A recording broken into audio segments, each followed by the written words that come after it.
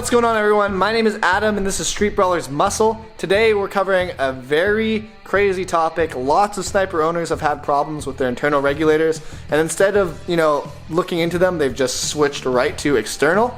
But today we found something on my sniper, which is an early model, that may be the cause of the reason for the high pressure and the regulators failing. So this is it. So this is my sniper. We just installed a new high pressure 400 liters per hour pump. When it's running, it's all the way up at like 80 psi. We're gonna take the return line off and see if the pressure drops down, just dumping into a jerry can. And if it does, then that means my return line all the way back to the car, the 5/16 hard line, is a restriction. But if it doesn't, then that probably means I have a bunk fuel pressure regulator. So we're gonna check that out now. Pops up to 71, 72, even with the return line going straight into the jerry can. So it should never be that high with a property tax, yeah. So it should never be that high with a properly working return and fuel pressure regulator. It's supposed to be at 59.5 or something. So that's kind of suspect. I'm going to try a different fuel pressure regulator on and see if it changes anything. Alright, so I don't know if you guys have seen this car before. If not, link in the description. But this is Michael's Firebird, and basically we just put the fuel pressure gauge on this thing, and it's dead at 60 psi all the time, car off, car on when it's primed.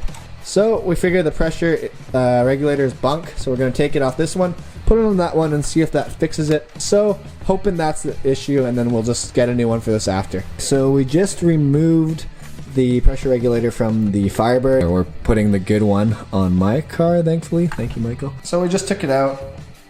This is what it looks like here. Just this little buddy. It's got a little screen like that, so you can clean that out if yours is dirty. Alright, now it's back on. We're going to crank and see what fuel pressure looks like. So we started it. Same problem. It's a little better. Yeah, it's only at like 70-ish instead of 77 or 78. What's going on, everybody? We're coming back at you with another video. So guys, last clip you saw us messing around and failing with the stock regulator. Did some research, and there are two types of regulators. There's this style, which is the newer style with the hole, and there's this style, which is the older style, and it's the rubber is thicker. And apparently that rubber pushed against the regulators on the original sniper units and caused high fuel pressure. So I was dying to know, and I'm not at the shop, but Michael is at the shop, so we're gonna figure it out. It is. Ooh. There is no hole. There is no hole. Nope. It is different. Damn. So if you take a look, here are the two rubber seals. Right. One of them is like literally a plug, and the other one is just a little ring with a hole through it, right? Yeah. So if you take a look at your outlet, as you can see, all that fits is that rubber plug. See? It just goes in here. That's it, right? Right. Nothing else can go in there. Even if I tried to put this new rubber on here, there's nowhere for it to go. But this new cover has a little cut groove in here. Right. For the rubber to sit. And so this one, guys, is from the newer sniper. That one was bought last year. And this one here is from my sniper, which was bought years ago. I think like 3 years ago. It was right after release. So they've definitely made an improvement since then. Alright, so on the left here, we have the regulator cap from my sniper. Little rubber on the cap right here. Sticks out quite a bit. And as you can see, it is vastly different. Michael, you absolute Like vastly. As you can tell, there's a clear difference in the rubbers here. There is my original, and that's the Firebird's one. So big difference. Alright, so now to see if this theory is true, we're gonna put the newer style cap on my sniper and see if the pressure comes down.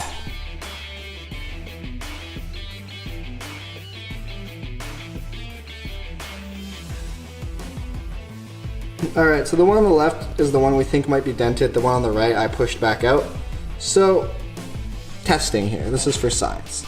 Alright, so we got that new undented one in there that I just put in. So we're gonna see if the pressure's different.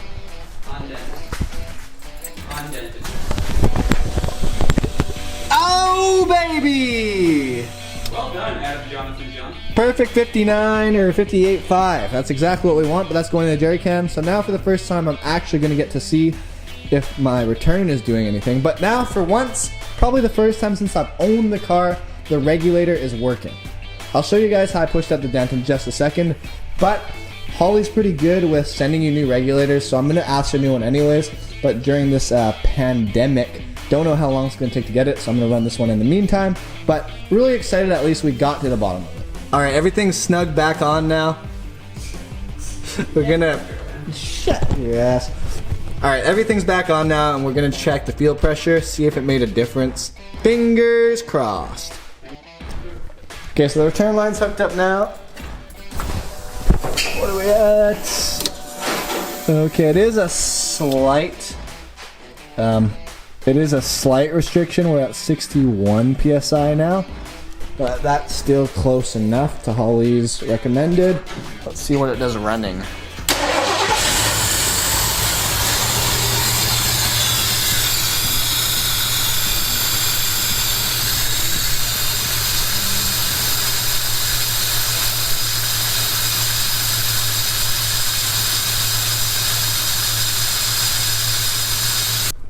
So running there, clearly the return is a bit of a restriction. I will have to address that later. But 68 PSI, like you guys saw there, is way better than the mid 70s, almost 80s that it was running at before. So I'd say that is a win. I will be contacting Holley for a replacement regulator there and a replacement cap, because this one's obviously no good.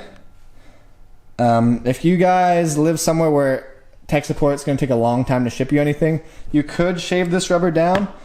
And what I did with the regulator in there to test it again is I just stuck a little pick in these holes and I started taking out the indent here that you see, because it got dented by this one.